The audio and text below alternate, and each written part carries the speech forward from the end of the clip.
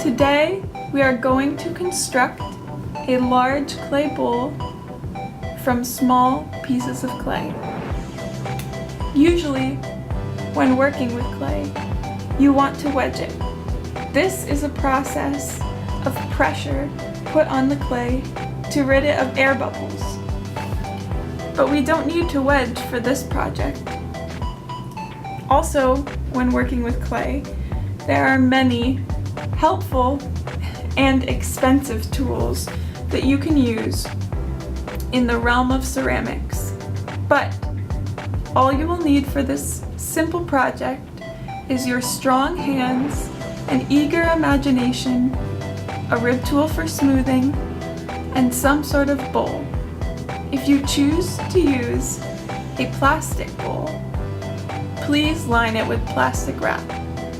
Otherwise, your clay will stick to the sides and it will be difficult to remove your piece. If you use a plaster bowl, this will allow your clay to dry and shrink away from the sides so that you can easily pick your piece up. This is because the plaster is porous, unlike the plastic. Okay, it is time to get your clay. If you have a choice between earthenware and stoneware, I would advise the use of stoneware clay. This is because it holds the moisture longer. Rolling coils and balls with your clay will quickly suck the water out of it. Clay that is wet enough to move without cracking is described as plastic. While you're working with your clay, make sure to drape some plastic over it to hold the moisture in. To begin, roll a couple of balls to test out the plasticity of the clay. Rolling a ball of clay is a simple way to shape the clay while at the same time adding pressure that ensures the absence of air bubbles, just like we do when we're wedging. If you want a symmetrical sphere, the pit of your palm is where the clay should be rolled. Otherwise, you can move it around your hand and try out different volumes of clay. When creating our vessels, coils are a key building block. When rolling a coil, it is important to clear your entire space. To begin, squish the clay into a lumpy log. Think of your forward pushes as elongated U's. You are not pushing the clay into the table, you are guiding it to move in complete rotations to ensure that in every roll, you circulate the coil completely. Start at the top of your fingertips and move until the end of your palms. Your coils should be no larger than your finger in width, and no smaller than the width of a pencil. Staying within this size keeps your bowl lighter and user-friendly. The coils that you have rolled can be transformed into spirals. If you plan to use them, try to use them quickly after rolling them. This will prevent them from cracking.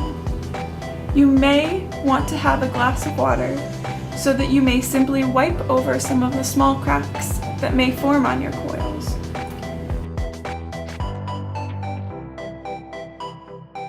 Make sure that the clay you're using does not get too dry.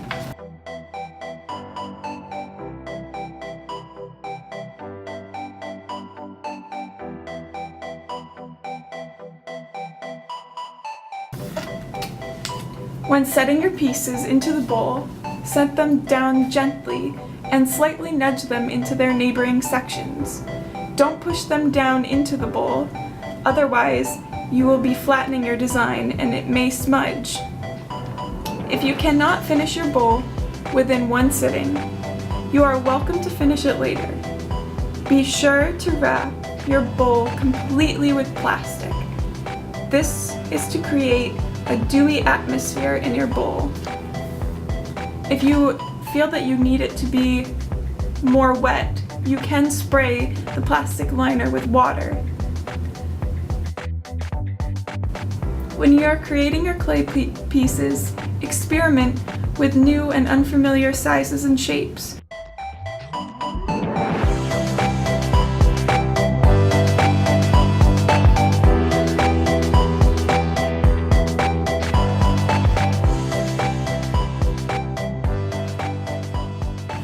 Turn your circles into ovals.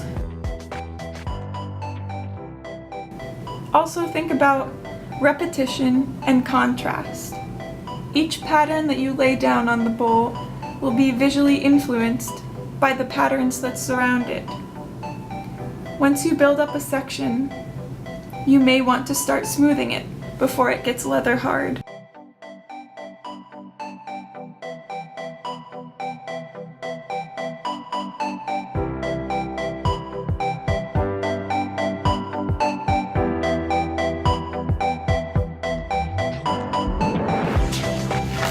Leather hard is when the clay has begun to stiffen and is not so easily moved, like it is when it is plastic.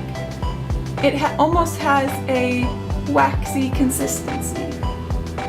When you are done smoothing the clay with your fingertips, it is time to pull out that metal rib tool that we talked about earlier.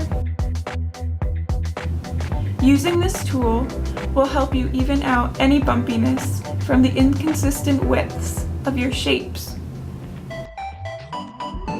However, you are free to leave the bumpy texture if you wish to use it to your artistic advantage.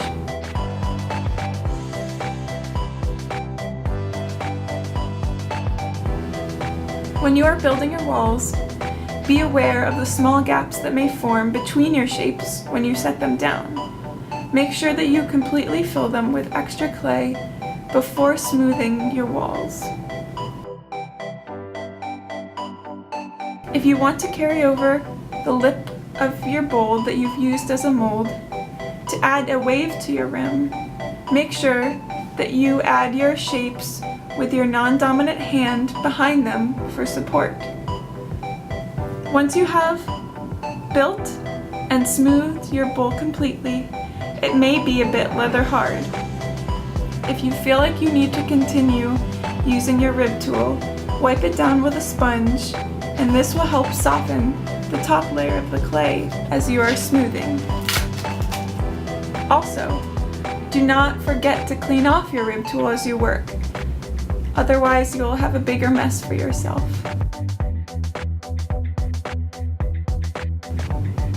For drying your piece, let it sit a night under plastic. Slowly lift up the plastic over the next 2 days because we want to let it dry evenly so that your piece does not crack. As the moisture leaves your piece, it will begin to shrink and crawl away from the mold, and you will be able to easily lift it out of the bowl. Enjoy creating!